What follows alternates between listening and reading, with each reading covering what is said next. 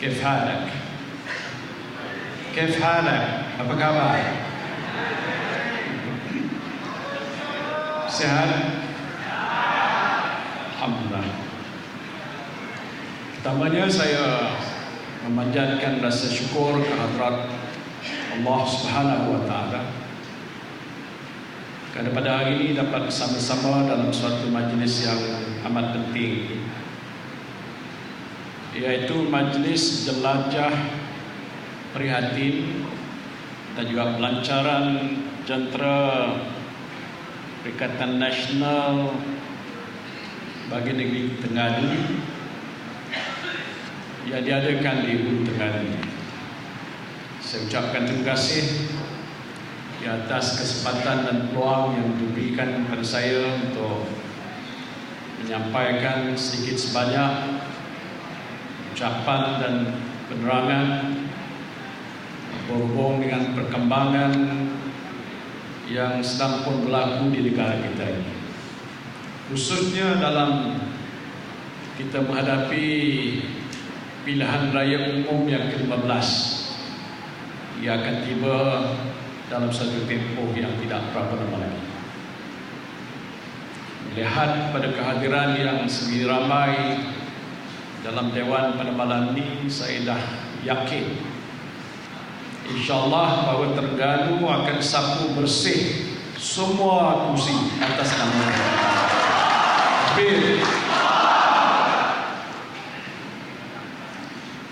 Namun begitu, dalam tempoh yang agak tidak berapa lama ini, yang penting ialah bagaimana kita nak meyakinkan kepada pengundi-pengundi di negeri Terengganu ini dan amnya di seluruh negara ini tentang kedudukan kita sebagai sebuah parti dalam usaha kita untuk membentuk sebuah kerajaan yang prihatin, yang bersih dan yang stabil. Saya adalah orang yang pertama yang menganjurkan sebuah gagasan politik baru yang kita namakan Perikatan Nasional, yang antara pendukung terpenting dan kuat di dalamnya tidak lain dan tidak bukan yang berbahagia Tan Sri Tok Guru Haji Hadiawan sendiri, Presiden PAS.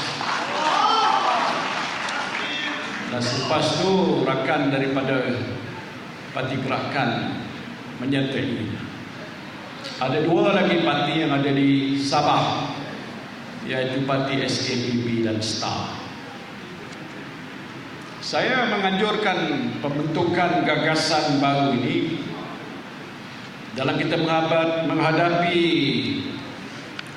kemelut politik yang sedang berlaku di negara kita ini, bukan kerana apa? Kerana pertamanya kita percaya bahawa kalau kita berjuang secara bersendirian, sebagai contohnya, saya adalah presiden yang telah menubuhkan parti bersatu. Selepas saya ditendang keluar dan dipecat daripada timbalan Presiden UMNO dan timbalan Perdana Menteri, saya berpendapat bahawa kalau bersatu nak berjuang bersendirian, boleh kita buat. Tetapi kalau bersatu berhasrat untuk nanti sampai satu waktu untuk dapat sokongan yang besar daripada rakyat kita, saya fikir usaha boleh dibuat, tapi dia akan memakan suatu masa yang agak lama. Demikian juga PAS. PAS sebuah parti yang telah terbentuk begitu lama, mungkin 6 dasawarsa, berapa tahun? Satu tempoh yang panjang. PAS telah berjaya menembusi sanubari masyarakat Islam, terutama di negeri-negeri utara ini, dalam satu tempoh yang panjang. berupaya untuk membentuk kerajaan. Baru-baru ini saya pergi ke Kelantan, sama-sama meraihkan dan merayakan sambutan 32 tahun PAS mentadbir dan memerintah negeri Kelantan. Terengganu, Kedah, tempohnya sudah lama. Dan sebab itu waktu saya dilantik menjadi Perdana Menteri, antara pendukung utama untuk mengangkat kedudukan saya sebagai Perdana Menteri tidak lain dan tidak bukan pemimpin utama PAS ini. Kena tepuk tangan. Dr. Haji Hadi. Waktu zaman kita agak masih ada hubungan dengan Presiden UMNO, maka barulah kita dapat membentuk kerajaan yang menguasai kuasa negara kita ini sebagai sebuah kerajaan yang mentadbirkan Malaysia. Sebab itu, atas dasar itu, kalau kita nak mewujudkan kekuatan yang jitu dan kuat dan kukuh, yang ada di hadapan kita ialah untuk kita menggabungkan hajat, nawaitu dan hasrat kita dalam satu saf, dalam satu jamaah. Jamaah yang tentu lebih besar. Bersatu kecil, jamaah PAS besar, tapi tak memadai kalau dia hanya dibuat bersendirian satu-satu sahaja. Maka itu terbentuklah Perikatan Nasional sebagai suatu gagasan politik baru yang saya yakin dapat menawarkan sesuatu yang lebih hebat. Bukan setakat baik, tayyib, tetapi tayyib jiddan, yang lebih hebat dan lebih bagus, yang lebih cemerlang untuk membentuk sebuah negara yang biasa disebutkan dalam Al-Quran Karim, baldatun tayyibatun wa rabbun ghafur, insyaallah. Sebab itu terbentuknya Perikatan Nasional ini ada nawaitunya yang baik. Innamal a'malu binniyah. Saya belajar sikit bahasa Arab waktu kecil-kecil dulu di madrasah ayat saya. Segala-galanya bergantung pada nawaitu kita. Apa nawaitu Perikatan Nasional? Tidak lain ialah untuk memberikan dan membentuk sebuah negara yang bukan saja merdeka dan berdaulat seperti Malaysia ini, tetapi yang maju, berjaya, bermaruah dan ditegakkan di atas asas-asas perjuangan Islam yang kukuh. Maka itu nawaitu kita. Kalau siapa yang tidak bersetuju dengan nawaitu itu, bermakna dia belum lagi mendapat taufik dan hidayah daripada Allah Subhanahu wa taala. Agaknya lah. Saya tidak berhajat untuk memberi kuliah ataupun menyampaikan khutbah. Tapi inilah sebab-sebabnya kenapa. Tetapi lahir dan terbentuknya Perikatan Nasional ialah kerana kita berharapan dalam situasi negara kita yang sedang terancam dan diancam. Banyak sekali ancamannya. Ancaman COVID-19 yang bermula waktu saya mengangkat sumpah sebagai Perdana Menteri. Lepas tu ancaman yang kita sedang hadapi ialah soal nak memulihkan kehidupan rakyat kita, ekonomi negara kita, sosial negara kita, pendidikan dalam negara kita, yang sampai ini belum lagi pulih sepenuhnya. Saya berusaha dalam tempoh 2 tahun sebagai Perdana Menteri dalam satu situasi yang agak terlalu sukar, the most difficult of times, unprecedented, yang tidak pernah kita hadapi dalam sejarah negara kita, hatta sejarah dunia sekali, yaitu pandemik COVID-19. Siapa yang lupa? Minta maaf saya cakap serius, saya orang serius. Tapi kalau nak pelawak tempat luar tu boleh lah. Tapi nak menceritakan soal sebegini ialah kerana kita dalam tempoh 2 tahun yang lalu berhadapan dengan satu ancaman musibah pandemik COVID-19 yang tak pernah kita dengar dalam sejarah perubatan dunia, hatta juga di Malaysia ini, yang mengancam nyawa tetapi juga membawa kesan pada kehidupan kita. Ingat, hari ini sebahagian besarnya dah tak pakai lagi penutup muka, wajah-wajah yang cantik, kodoh sedikit kerana nak jaga kesihatan.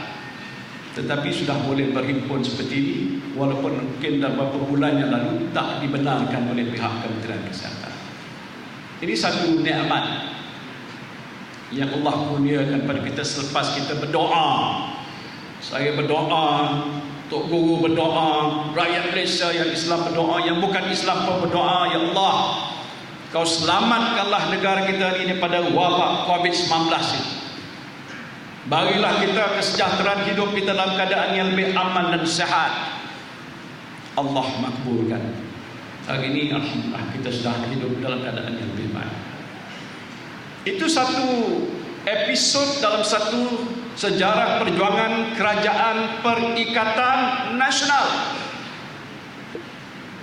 Tetapi dalam keadaan yang sama, dalam kita nak menguruskan COVID, kalau saudari dan saudara masih ingat, kesannya cukup besar. Saya arahkan orang Hulu Terengganu dan Terengganu dan seluruh negara, jangan keluar daripada rumah, duduk sajalah. Jangan ke sana, jangan ke sini, jangan ke sana, jangan ke sini. Dah jadi lagu rap. Kalau anak muda tak ada kerja lain kat rumah, dia kata jangan sana, jangan sini. Dah jadi lagu anak-anak muda. Bukan lagu mainan, tetapi serius, menyampaikan mesej bahawa kita jangan keluar di rumah kerana di sana ada ancaman musibah COVID-19 yang kalau kita tidak jaga dan pelihara diri kita mungkin akan menghadapi masalah dan mungkin juga akan membawa maut kepada kita. Tetapi kesan daripada masalah itu satu. Kesan keduanya ialah kerana kita sekat pergerakan rakyat dan tak boleh keluar ke mana-mana, sehingga kita tak boleh menjalankan urusan harian kita seperti biasa. Berniaga tak boleh, buka kilang lagi tak boleh, buat apa urusan-urusan di luar tak dibenarkan. Dan kesannya kepada kehidupan kita adalah amat besar sekali. Antaranya ialah soal nak kembalikan semula kehidupan kita, ada pekerjaan, ada pendapatan, semua penjagaan boleh diteruskan dan sebagainya, sebagaimana yang telah pun kita lihat pada hari ini. Tetapi belum selesai. Walaupun saya telah mulakan dalam tempoh 2 tahun, lepas tu beralih sedikit kepimpinan pada Perdana Menteri selepas saya, yang tidak dapat membuktikan keupayaan untuk meneruskan usaha yang kita telah mulakan sebelum daripada ini, maka sewajarnya bila kita berhadapan dengan pilihan raya, ada juga hikmah, iaitu pilihan raya ini berupaya untuk memberikan balik kuasa kepada rakyat dengan undi yang ada untuk memilih parti yang boleh membentuk sebuah kerajaan yang boleh meneruskan agenda yang tak selesai, nak pulihkan ekonomi negara, nak pulihkan pendidikan negara, nak pulihkan kehidupan rakyat kita. Ini memerlukan suatu kerajaan yang bertanggungjawab, yang beramanah, yang tidak korup, yang tidak bobrok, yang tidak melanggar undang-undang dan peraturan. Hanya mereka sudah terjebak dengan masalah-masalah undang-undang seperti korupsi dan sebagainya. Jadi sebab itu pilihan raya ini luar biasa. Orang yang sudah melalui pilihan raya yang pelbagai-bagai kali ini mungkin rasanya sama. Tapi saya juga telah melalui proses yang sama. Saya anggar bahawa pilihan raya yang kita akan hadapi ini adalah antara yang terpenting dan antara perkara yang paling mustahak yang seharusnya diberikan perhatian oleh setiap pengundi yang ada di negara kita. Wajib keluar mengundi. Kerana kalau saudara dan saudari tidak mengundi, bermakna saudara-saudari memberi hak pada pihak yang tidak berhak untuk mentadbirkan negara. Bahayanya, musibahnya adalah amat besar sekali. Dia ada 3 saja parti yang ada. Yang lain-lain itu saya tak fikir selalu penting sangat. Adalah parti-parti serpihan ataupun dan sebagainya. 3 saja. Nomor wahid bukan Rasul wahid. Nomor wahid ialah Perikatan Nasional. Keduanya ialah Barisan Nasional. Ketiganya ialah Pakatan Harapan. 3 saja. Yang mana satu saudara nak pilih? Yang mana? Tak berapa dengar. Perikatan. Okeylah, kalau semua dah jawab itu, saya tak payah bincang panjang lagi. Niat saya itu saja. Kalau semua orang di Hulu Terengganu kata Perikatan Nasional, Rasul bertanding, menang luar biasa. Terengganu menang luar biasa. Di negara kita juga kita menang luar biasa. Maka terbentuklah apa yang kita kehendaki, sebuah kerajaan yang bersih dan stabil, insyaAllah. Tapi tak apa, sebelum sampai ke situ, kalau tidak saya ucap pendek saja. Saya tak tahu fungsi bagi saya berapa jam sampai subuh agaknya. Tetapi sebelum itu kita nak menjelaskan masalah kita. Kalau kita silap, Terengganu sudah banyak pengalaman. Saya tak fikir dia nak memikirkan soal UMNO. UMNO adalah sebuah parti yang awalnya terbentuk atas dasar perjuangan yang agak suci dan mulia. Saya adalah pendokong utama. Tak terlintas dalam sejarah hidup saya nak duduk sepentas dan pas. Tak pernah. Tapi inilah kuasa Allah SWT. Terbentuknya UMNO dahulu. Dan PAS ialah sejarahnya kerana tak ada persetujuan dengan pengasas PAS waktu itu dan keluar membentukkan Parti Islam se-Malaysia atau se-Melaya waktu itu. Dia lebih lama daripada PAS. Kalau ikut keadaan perkembangan tempoh-tempoh dasawarsa yang telah pun dilalui, lekat yang panjang itu, sepatutnya Barisan Nasional UMNO ini terus menjadi sebuah parti yang hebat.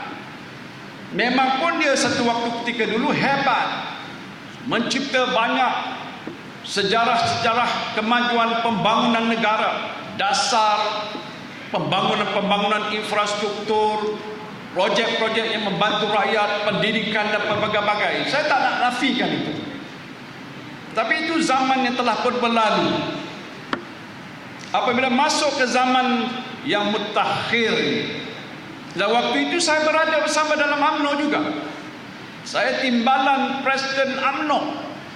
Ada setengah-setengah orang silap masih tengok saya ni macam UMNO lagi. Enggak lagi.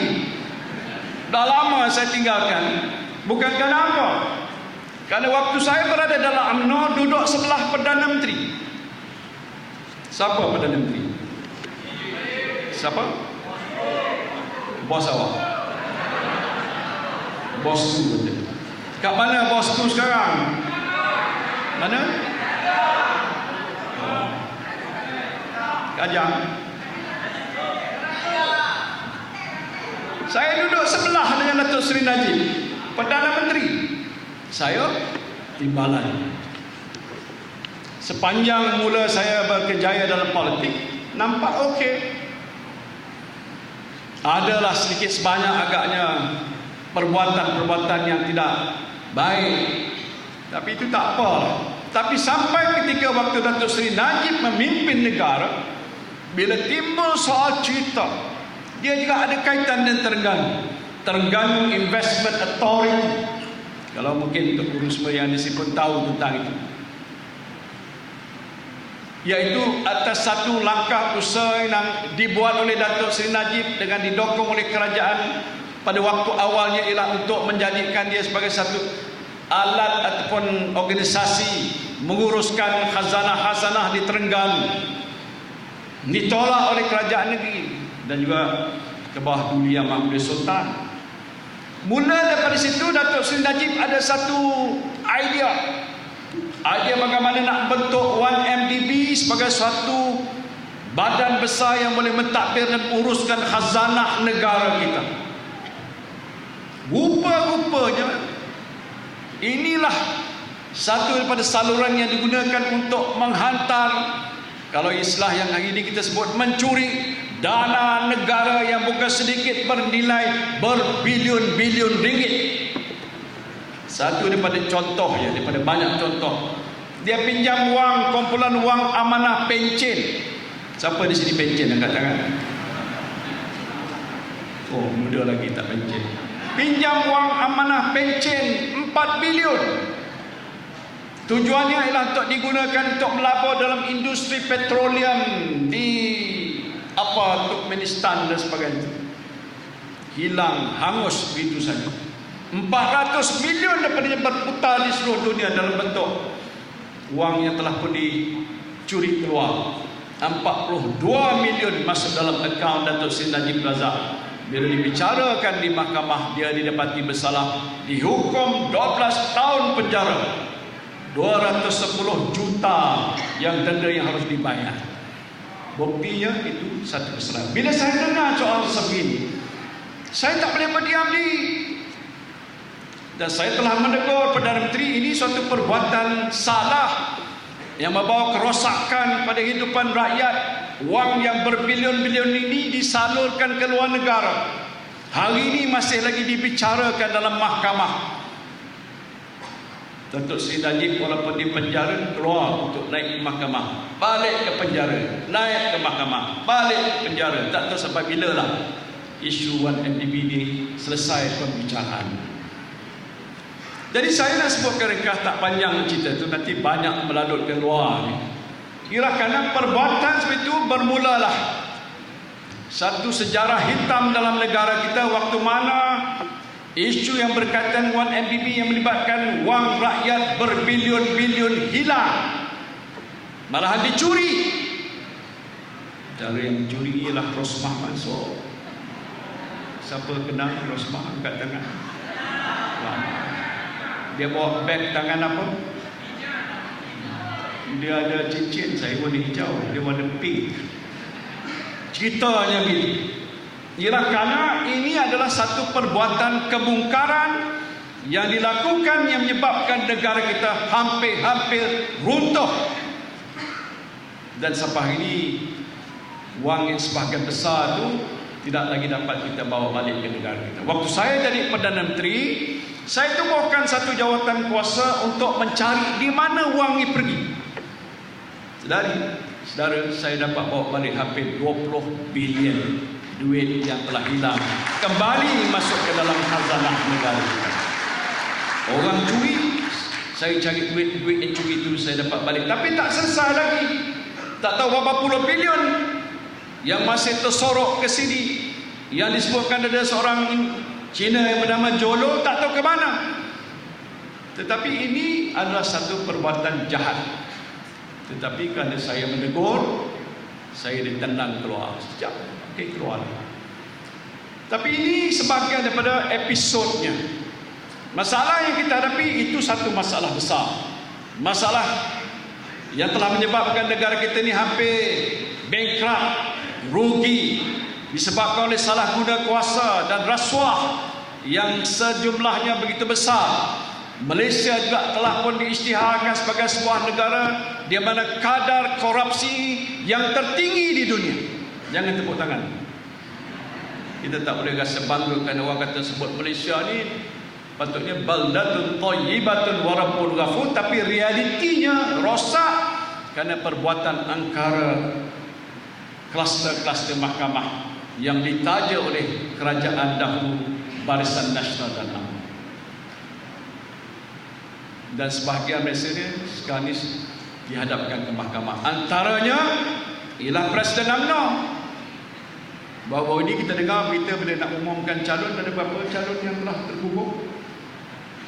12. Siapa tak sokong saya, pancung kepala itu.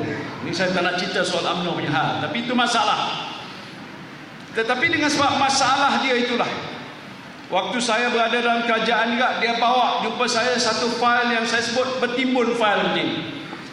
Dia minta saya campur tangan urusan-urusan mahkamah yang dihadapi pada hari ini yang belum selesai. Saya berpegang pada apa yang telah pun saya sumpahkan, wallahi wabillahi watallahi. Bila ia berkaitan dengan soal kehakiman mahkamah, kita tak boleh sentuh. Pasal dalam sistem negara kita ada 3 kuasa, punca kuasa. Satu ialah eksekutif, Perdana Menteri. Kedua ialah judisi, kehakiman. Ketiga ialah legislatif, iaitu perundangan, Dewan Undangan Negeri dan Parlimen. Tak boleh kacau. Bila saya kata saya tak boleh kacau, dia agak rasa marah. Mereka 15 orang ambil tindakan sehingga kerajaan saya jatuh pada waktu itu. Lupa tak? Ingat? Dan kerajaan saya waktu itu sama-sama berada pas di dalam 3 menteri penuh yang saya telah latih pada waktu itu. Jadi oleh sebab itu, kalau itu kedudukan Barisan Nasional dan UMNO, dan sekarang ini masih terkesan lagi dengan masalah itu, bila mana dia diceritakan sekarang ini sudah mula bersyubhat dengan Anwar Ibrahim. Ini satu puak lagi ni, bersyubhat. Bersyubhat ni apa?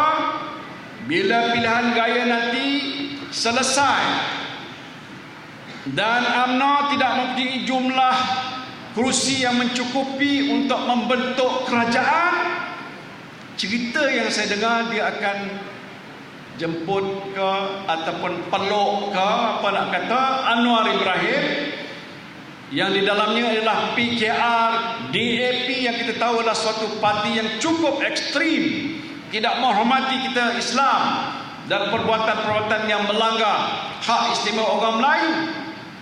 Ini akan jadi sahabat kepada Datuk Seri Zahid Hamidi.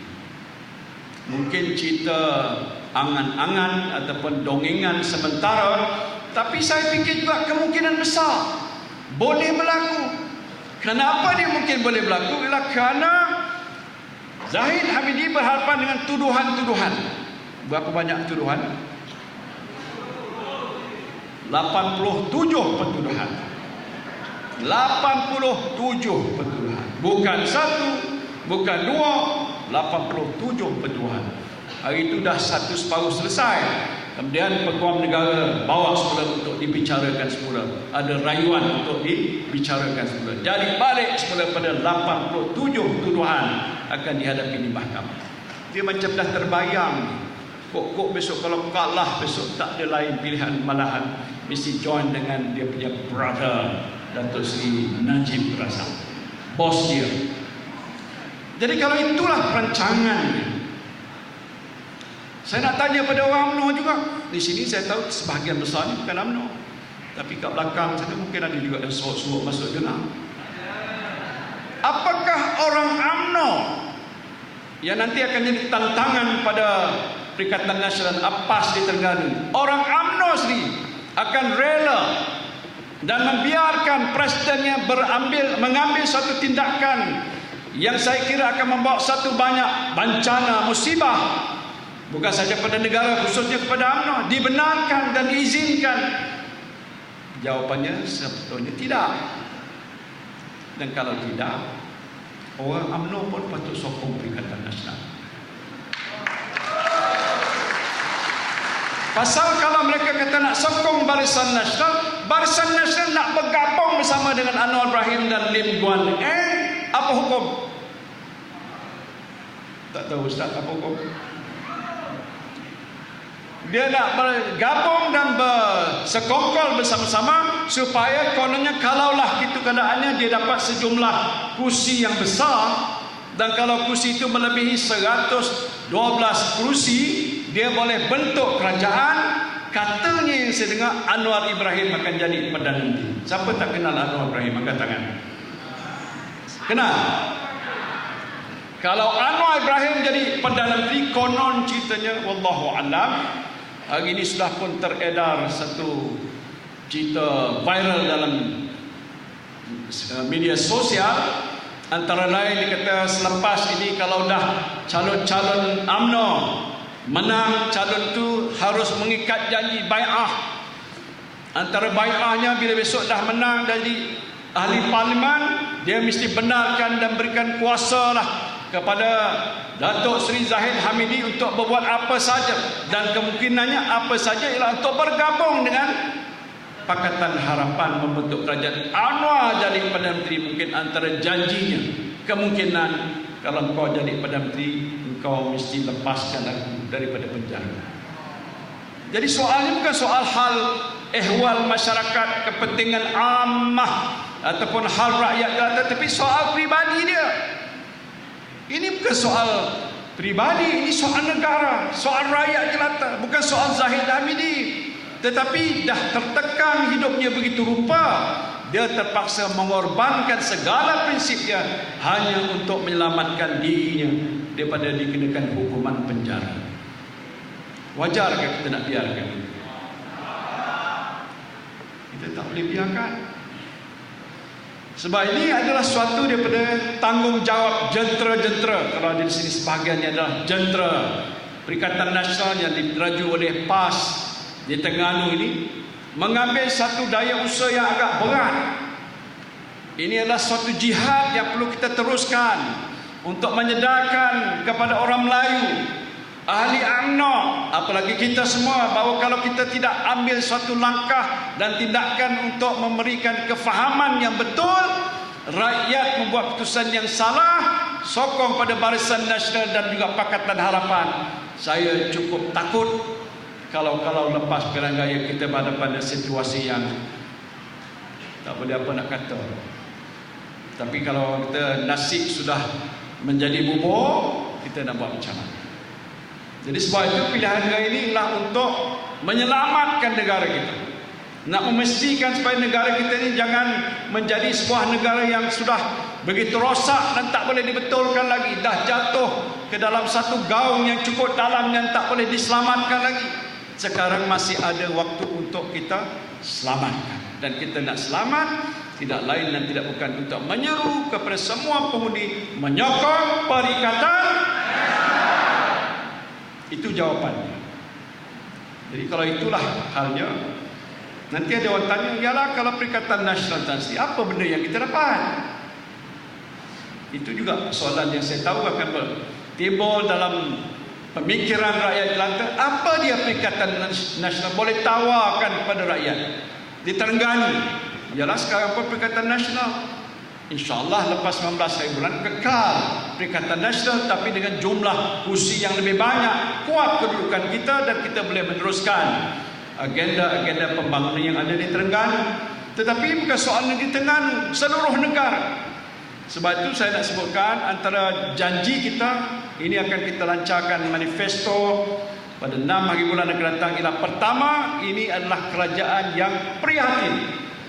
Bila disebutkan Perikatan Nasional, PAS Bersatu dan Gerakan dalamnya, ini kerajaan yang berjiwa rakyat, yang memberikan fokus pada nasib rakyat, yang prihatin tentang masalah kehidupan rakyat, yang memerlukan sokongan daripada kerajaan dalam bentuk bantuan-bantuan pelbagai-bagai, dalam soal ekonomi, dalam soal pendapatan, dalam soal pekerjaan, dalam soal sekolah, dalam bidang sosial, menyelamatkan nyawa, kesihatan dan sebagainya. Macam-macam perkara yang penting. Ini menjadi salah satu daripada agenda bersih daripada segala amalan-amalan yang korup, yang tak betul, menyalahgunakan kuasa. Ini suatu yang kita tak akan lakukan.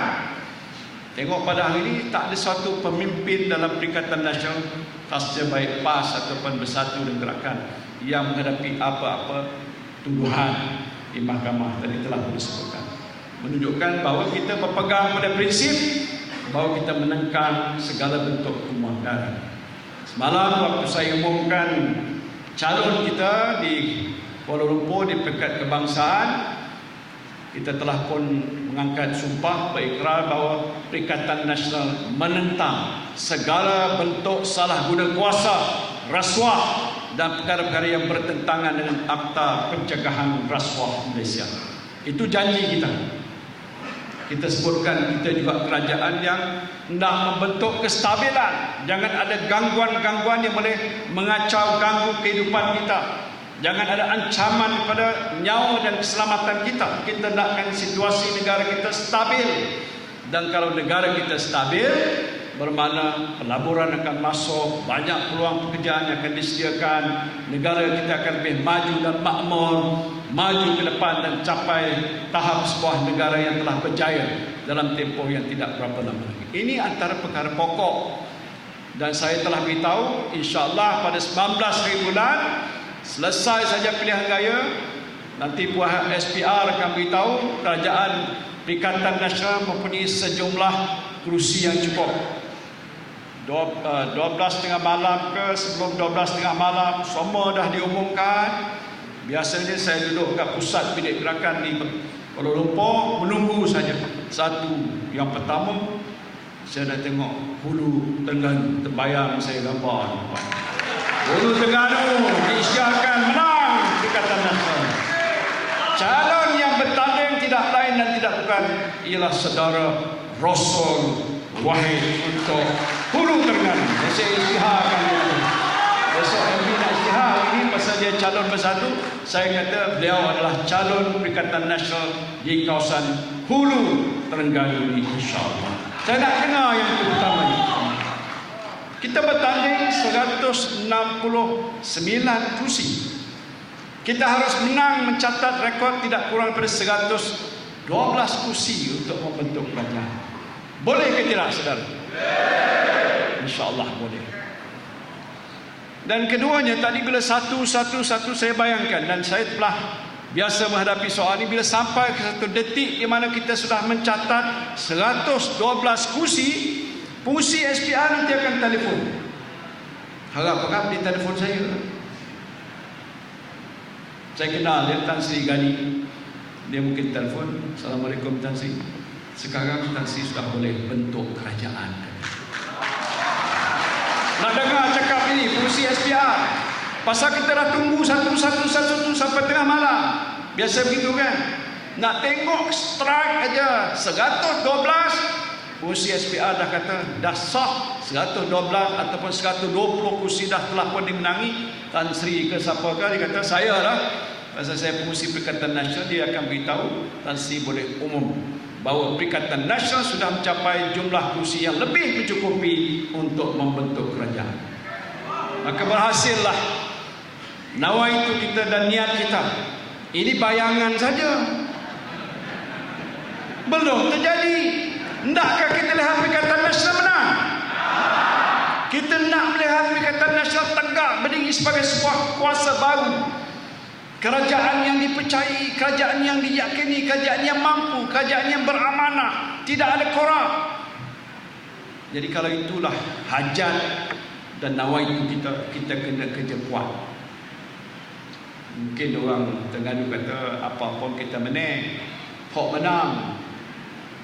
Tapi walaupun begitu kita kena kerja kuat.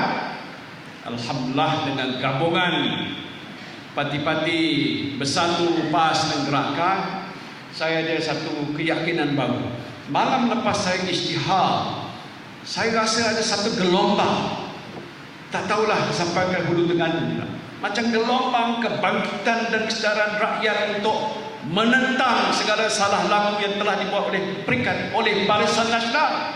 Saya dah lihat di banyak-banyak tempat dah. Bila saya tanya macam mana pilihan anak muda siapa? Pilihan anak muda siapa? Perikatan Nasional, insyaAllah. Ada kajian yang telah dibuat oleh Kerajaan di Terengganu beberapa bulan yang lepas. Dan kajian itu antara yang didapati hasil kajian ialah anak muda di kawasan pantai timur khususnya akan menyokong kepada Perikatan Nasional.